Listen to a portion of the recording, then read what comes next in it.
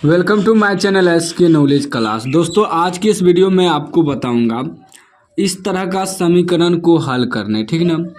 समीकरण है कि हल करें 3x प्लस 4y बराबर 10, 2x माइनस 2y बराबर 2, ठीक ना। इसको कह रहा है हल करें, यानी कि x और y का मान ज्ञात करने का रहा है। तो दोस्तों इस तरह का समीकरण जो होता है आप चार तरीका से हल कर सकते हैं। ग्राफीय विधि से भी कर सकते हैं, प्रतिस्थापन विधि से भी कर सकते हैं, विलोपन विधि से भी कर सकते हैं दोस्तों, ठीक ना। वज्र गुणन विधि से भी कर सकते हैं, लेकिन सबसे आसान होता है विलोपन विधि, ठीक ना। तो मैं आपको विलोपन विधि से हल करके दिखाऊंगा एक्स और वाई का मान ज्ञात करके, ठीक ना। क्लास 10 का सवाल है, वीडियो को लास्ट तक देखना है, रिक्वेस्ट है। आज के बाद इस तरह का सवाल आप आसानी से हल कर पाएंगे। पहले समीकरण लिख लेना है। क्या दिया है दोस्तों? 3x प्लस 4y बराबर 10। इसको मान लेंगे समीकरण 1, ठीक ना। क्या मान लेंगे? समीकरण 1। उसके बाद दूसरा क्या दिया है कि 2x माइनस 2y बराबर 2। इसको मान लेंगे समीकरण 2, ठीक। पहले मान लेना है आपको। अब इसमें क्या होता है विलोपन विधि में दोस्तों कि x या y को किसी एक को कटाना होता है, ठीक ना। x या y को किसी एक को कटाना होता है। अगर y को कटाएंगे तो x का मान निकलेगा, x को कटाएंगे तो y का मान निकलेगा। अब कटाना कैसे है मैं थोड़ा एग्जांपल के लिए आपको समझा रहा हूँ। कटेगा तभी दोस्तों जब ये अगर y को कटा रहे हैं, आपको डिसाइड करना है कि हमें y को कटाना है कि x को। अगर y को कटाना है तो ये दोनों बराबर होना चाहिए और प्लस माइनस होना चाहिए। अगर यहाँ प्लस माइनस नहीं हो रहा है तो आप अलग से भी माइनस लगा के कटा सकते हैं, ठीक ना। जैसे कि y को कटाएंगे तो यहाँ प्लस 4y है, यहाँ माइनस 2y है। तो इसको हम लोग क्या करेंगे? 2 से गुना कर देंगे। 2 से गुना करेंगे तो 2 दूनी 4y हो जाएगा। तो अब देखिए माइनस प्लस 4y कट जाएगा। अगर मान लीजिए हमें x को कटाना है, एग्जाम्पल के लिए मैं दोनों तरीका बता रहा हूँ। अगर x को कटाना है तो इसको भी समीकरण को बराबर करना होगा x को। तो यहाँ 3 है, यहाँ 2 है, तो क्या करेंगे? यहाँ 2 से गुना कर देंगे, ये जो यहाँ है, और वो यहाँ 3 है तो यहाँ इसको 3 से गुना कर देंगे। अब देखिए 3 दूनी 6x हो जाएगा और 3 दूनी 6x हो जाएगा, x बराबर हो गया। लेकिन दोनों जगह देखिए प्लस है तो हमें क्या करना पड़ेगा? यहाँ माइनस देना होगा तब कटेगा, ठीक। तो इस प्रकार कटता है। अगर x को कटाना है तो आपको माइनस लगाना पड़ेगा क्योंकि दोनों जगह प्लस है। अगर y को कटाना है तो देखिए माइनस प्लस पहले से आसानी से कट जाएगा।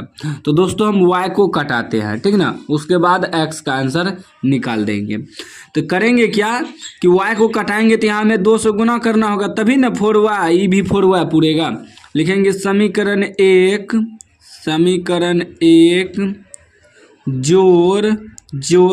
जोड़ करना है क्योंकि माइनस प्लस पहले से है। वही दोस्तों अगर हम x को कटाते तो जैसे यहाँ लिखें कि प्लस समीकरण 1 प्लस, तब वहाँ क्योंकि हमें यहाँ माइनस लगाना होता ना, तब यहाँ लिखते माइनस समीकरण 2, क्योंकि x में हमें माइनस लाना पड़ता है, ठीक। लेकिन यहाँ प्लस माइनस पहले से है तो सिर्फ प्लस करेंगे। प्लस समीकरण 2, ठीक ना। 2 को लेकिन हम लोग क्या करने वाले हैं? 2 से गुना करने वाले हैं। यहाँ भी आप लिख सकते हैं 2 से गुना, ठीक ना, या यहाँ भी लिख सकते हैं। बस आपको एक बार गुना करना है, ठीक ना। इतना गुना, ठीक ना, लिख देना आपको। अब लिख देंगे ऊपर वाला समीकरण 3x प्लस 4y बराबर 10। ऊपर वाले समीकरण को यानी कि समीकरण 1 को कुछ नहीं किए हैं और समीकरण 2 को हम लोग क्या किए हैं? 2 से गुना किए हैं। तो पूरे समीकरण 2 से गुना होगा, पूरे समीकरण, ठीक ना। 2 से पूरे समीकरण गुना होगा तो 2 दूनी 4x, ठीक ना। याद रखिएगा किसी भी संख्या से अगर गुना करते हैं समीकरण को तो पूरा समीकरण गुना होगा जितना समीकरण में मान है, x और y और अचर पद पूरे। फिर माइनस 2 गुना y, 2y बराबर 2 दूनी 4, ठीक ना। एग्जाम्पल के लिए जैसे हम यहाँ बताए थे दोस्तों, x को कटाने के लिए, इसको थोड़ा समझ लीजिए। जैसे हम बताए थे इसको x को कटाने के लिए 2 से गुना, यहाँ 3 से, तो पूरे गुना होता है। 3 दूनी 6x, 2 दूनी 4 दूनी 8y लिखते हैं, ठीक ना, पूरे गुना होता है, ठीक ना। अब दोस्तों क्या करना है, देखिए कटाना है इसको, ठीक ना।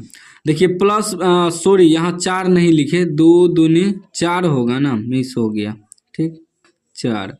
अब देखिए प्लस माइनस 4y कट गया। अब यहाँ नहीं कुछ तो प्लस है, तो 4 3 7x हो जाएगा।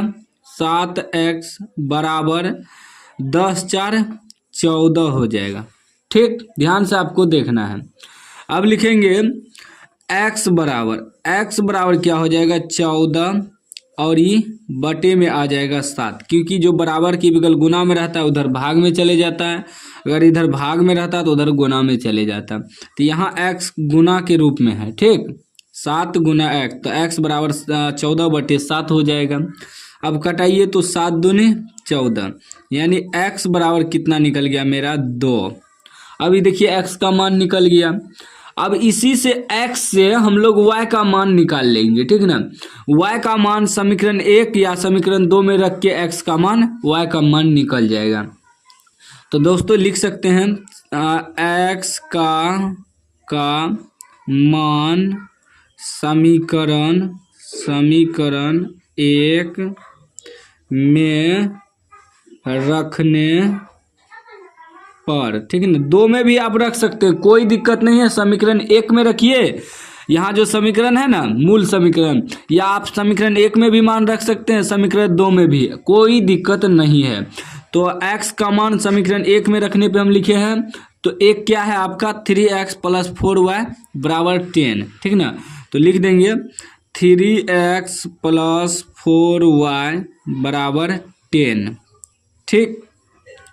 अब दोस्तों x का मान तो हमें निकला है 2, तो लिख देंगे 3 इंटू 2 प्लस 4y बराबर 10, ठीक। अभी 3 दूना 6 हो जाएगा, प्लस 4y बराबर 10, ठीक ना। उसके बाद देखिए हमें y का मान चाहिए, तो 4y को यहीं रहने देंगे, बराबर 10 है। ये अंक वाला के पास भेज देंगे, इधर प्लस में है नहीं कुछ तो प्लस है चिन्ह, इधर जाएगा तो -6 हो जाएगा, ठीक। अभी हो जाएगा 4y बराबर, देखिए 10 में से 6 घटेगा 4, ठीक। और जब y बराबर हम लोग निकालेंगे तो हो जाएगा 4, और ये गुना में है तो इधर भागा में आ जाएगा। हम पहले भी बताए हैं, क्योंकि y के गुना में है तो एक बार में कट जाएगा, यानी कि आपका y बराबर पहले लिख देते हैं x का मान। देखिए x बराबर क्या निकला है, x बराबर आपका 2 निकला, और y बराबर 1 निकला। ये आपका आंसर हो गया, ठीक। इसी प्रकार आपको x और y का मान निकालना है। अगर इस तरीका का आपको समीकरण दे दे, कह दे डायरेक्ट हल करे, तो आपको विलोपन विधि से ही कटा देना है, ठीक। विलोपन विधि से आसान होता है थोड़ा कटाना दोस्तों, इसलिए बता रहा हूँ, ठीक ना। डायरेक्ट अगर कह दे कि डायरेक्ट हल करे तो समझ लेना आपको विलोपन विधि से इस तरीका के समीकरण को आपको हल कर देना है, और आसानी से कट जाएगा, आंसर भी निकल जाएगा, ठीक ना।